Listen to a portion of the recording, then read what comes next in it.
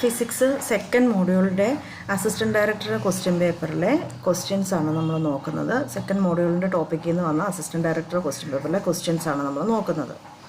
ഇവിടെ ക്വസ്റ്റ്യൻ എന്താ? Fermi level in an N type semiconductor lies. അപ്പം N type സെമി കണ്ടക്ടറിനകത്തെ ഫെർമി ലെവൽ എവിടെയായിരിക്കും? അപ്പോൾ ഇത് പറയുന്നതിന് മുമ്പ് ഇൻട്രിൻസിക് സെമി കണ്ടക്ടറിനകത്തെ ഫെർമി ലെവൽ എവിടെയാണ്? ഇൻട്രിൻസിക് സെമി കണ്ടക്ടറിനകത്തെ ഫെർമി ലെവൽ കണ്ടക്ഷൻ ബാൻഡിൻ്റെ വാലൻസ് ബാൻഡിൻ്റെ മിഡിലായിരിക്കും. ഇൻട്രിൻസിക് സെമി കണ്ടക്ടറിനകത്ത് ഫെർമി ലെവൽ കണ്ടക്ഷൻ ബാൻഡിൻ്റെ വാലൻസ് ബാൻഡിൻ്റെ മിഡിലായിരിക്കും. എക്സ്ട്രിൻസിക് ആകുമ്പം എൻ ടൈപ്പും ഉണ്ട്, പി ടൈപ്പും ഉണ്ട്. എൻ ടൈപ്പിനകത്തെ ഫെർമി ലെവൽ കണ്ടക്ഷൻ ബാൻഡിൻ്റെ അടുത്തായിരിക്കും. എൻ ടൈപ്പിനകത്തെ ഫെർമി ലെവൽ കണ്ടക്ഷൻ ബാൻഡിൻ്റെ അടുത്തായിരിക്കും. എന്നാൽ പി ടൈപ്പിനകത്തെ ഫെർമി ലെവൽ എവിടെയായിരിക്കും? പി ടൈപ്പിനകത്ത് വാലൻസ് ബാൻഡിൻ്റെ അടുത്തായിരിക്കും. പി ടൈപ്പിനകത്ത് വാലൻസ് ബാൻഡിൻ്റെ അടുത്തായിരിക്കും. സോ ഇവിടെ ക്വസ്റ്റ്യൻ എൻ ടൈപ്പിനകത്തെ ഫെർമി ലെവൽ എവിടെയാണ്? എൻ ടൈപ്പിനകത്തെ ഫെർമി ലെവൽ കണ്ടക്ഷൻ ബാൻഡിൻ്റെ അടുത്തായിരിക്കും. സോ ഓപ്ഷൻ സി ആണ് നമ്മുടെ ആൻസർ. അടുത്ത ക്വസ്റ്റ്യൻ എന്താ? അടുത്ത question for a silicon semiconductor at 300 kelvin. 300 കെൽവിനുള്ള ഒരു silicon semiconductor. Intrinsic carrier concentration 1.5 × 10⁻10 per cm³ ആണ്. അപ്പോൾ ഇൻട്രിൻസിക് കാരിയർ കോൺസെൻട്രേഷൻ NI എന്ന് പറയുന്നത് 1.5 × 10⁻10 per cm³ ആണ്. ഡോണർ കോൺസെൻട്രേഷൻ തന്നിട്ടുണ്ട്. ഡോണർ കോൺസെൻട്രേഷൻ എത്രയാണ്? 1 × 10⁻15 per cm³. Donor concentration 1 × 10⁻15 per cm³ ആണ്. ഈ ഡോണർ കോൺസെൻട്രേഷനെ എനിക്ക് ഇലക്ട്രോൺ കോൺസെൻട്രേഷൻ ആയിട്ട് തന്നെ എടുക്കാം, കാരണം അത്രയും ഇലക്ട്രോൺസ് അവിടെ വരും. സോ ഇലക്ട്രോൺ കോൺസെൻട്രേഷൻ എന്ന് പറയുന്നത് 1 × 10⁻15 per cm³ ആണ്. ഹോൾ കോൺസെൻട്രേഷൻ എത്രയാണെന്നാണ് ക്വസ്റ്റ്യൻ. ഈ ക്വസ്റ്റ്യനിൽ ഹോൾ കോൺസെൻട്രേഷൻ എങ്ങനെ കണ്ടുപിടിക്കാം? നമുക്കറിയാം ഇൻട്രിൻസിക് കാരിയർ കോൺസെൻട്രേഷൻ എന്ന് പറയുന്നത് ഇലക്ട്രോൺ കോൺസെൻട്രേഷനും ഹോൾ കോൺസെൻട്രേഷനും ഈക്വൽ ആയിരിക്കും. ഒരു ഇൻട്രിൻസിക് സെമി കണ്ടക്ടറിനകത്ത് നമ്പർ ഓഫ് ഇലക്ട്രോൺസും നമ്പർ ഓഫ് ഹോൾസും ഈക്വൽ ആയിരിക്കും.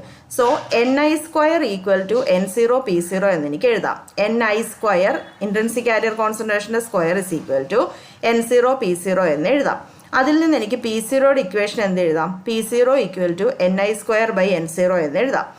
Niയുടെ വാല്യൂ ഇവിടെ തന്നിട്ടുണ്ട് 1.5 × 10⁻10 എന്ന്. N0യുടെ വാല്യൂവും തന്നിട്ടുണ്ട്. Donor concentration 1 × 10⁻15. So P0 = Ni²/N0, അതായത് 1.5 × 10⁻10 × 1.5 × 10⁻10 ഡിവൈഡഡ് ബൈ 1 × 10⁻15 എന്ന് കിട്ടും. സോ P0യുടെ വാല്യൂ എത്ര കിട്ടും? 2.25 × 10⁻5 per cm³ എന്ന് കിട്ടും. അപ്പം ഇവിടെ യൂസ് ചെയ്ത ഇക്വേഷൻ Ni² = N0P0 എന്നതാണ്. BCS തിയറിയിലെ കൂപ്പർ പെയറിനകത്ത് ഏതൊക്കെ പാർട്ടിക്കിൾസാണ് ഉള്ളത് എന്നുള്ളതാണ് നെക്സ്റ്റ് ക്വസ്റ്റ്യൻ. BCS തിയറിയിലെ കൂപ്പർ പെയറിനകത്ത് 2 ഇലക്ട്രോൺസ് ആണുള്ളത്. BCS തിയറിയിലെ കൂപ്പർ പെയറിനകത്ത് 2 ഇലക്ട്രോൺസ് ആണ്. ഈ ഇലക്ട്രോൺസിന് ഓപ്പോസിറ്റ് സ്പിൻ ആൻഡ് മൊമെൻറ്റം ആയിരിക്കും. സോ നമ്മുടെ ആൻസർ ഓപ്ഷൻ എ ആണ്. 2 electron with opposite spins and momentum, അതാണ് കൂപ്പർ പെയറിനകത്തുള്ളത്. കൂപ്പർ പെയറിനകത്തുള്ളത് 2 electron with opposite spin and momentum ആണ്. അടുത്ത question London penetration depth of a superconductor. എന്താണ് ഈ London penetration depth? London penetration depth എന്ന് പറഞ്ഞാൽ എന്തുമാത്രം ഡെപ്തിലേക്ക് മാഗ്നറ്റിക് ഫീൽഡ് പെനട്രേറ്റ് ചെയ്യും, അതിനെയാണ് ലണ്ടൻ പെനട്രേഷൻ ഡെപ്ത് എന്ന് പറയുന്നത്.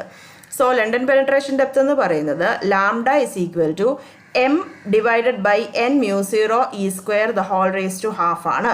λ = m / n μ0e²² അല്ലെങ്കിൽ λ = m/n μ0e² ആണ്. ഇതിന് വേറൊരു എക്സ്പ്രഷനും കൂടി ഉണ്ട്. λ = mc²/4πne². λ = mc²/4πne²². ഇനി ലാംഡയുടെ വാല്യൂ എന്ന് പറയുന്നത് 50 to 500 നാനോമീറ്റർ ആയിരിക്കും. 50 to 500 നാനോമീറ്റർ ആണ് യൂഷ്വലി ലാംഡയുടെ വാല്യൂ എന്ന് പറയുന്നത്. അടുത്ത question what is the critical field for lead at 3.59 kelvin if the critical field at 0 Kelvin is 6.5 × 10⁴ and critical temperature for lead is 7.18 Kelvin. നമുക്ക് 3.59 കെൽവിനിലെ critical ഫീൽഡാണ് കാണേണ്ടത്. അപ്പം ഇവിടെ T എന്നാ വരും? ടെമ്പറേച്ചർ എന്ന് പറയുന്ന 3.59 കെൽവിൻ വരും. ക്രിട്ടിക്കൽ ടെമ്പറേച്ചർ 7.18 കെൽവിൻ ആണ്. Critical temperature 7.18 kelvin. അപ്പോൾ HCയുടെ ഇക്വേഷൻ എന്നാ വരും? ക്രിട്ടിക്കൽ ഫീൽഡിൻ്റെ ഇക്വേഷൻ H0 × 1 - T²/Tc² വരും. H0 × 1 - T²/Tc². ടിയുടെ വാല്യൂ നമുക്കറിയാം 3.59, ടി സിയുടെ വാല്യൂ 7.18 ആണ്, H0യുടെ വാല്യൂവും തന്നിട്ടുണ്ട് 6.5 × 10⁴. ഇത് സബ്സ്റ്റിറ്റ്യൂട്ട് ചെയ്താൽ HC is equal to 6.5 × 1 minus 3.59 × 3.59 divided by 7.18 × 7.18 into 10⁴ എന്ന് കിട്ടും. ഈ 10⁴ ലാസ്റ്റ് ഇട്ടത് നമ്മുടെ ഓപ്ഷൻസ് നോക്കിയാൽ അറിയാം 10⁴ അവിടെ അങ്ങനെ കിടപ്പുണ്ട്. അപ്പോൾ ബാക്കി സിംപ്ലിഫൈ ചെയ്താൽ മതി. സോ 6.5 × 1 minus 1/4 എന്ന് കിട്ടും. അതായത് 4.875 × 10⁴ എന്നാണ് ആൻസർ കിട്ടുന്നത്. സോ ക്രിട്ടിക്കൽ ഫീൽഡിൻ്റെ equation HC is equal to H0 × 1 minus T²/TC² ആണ്.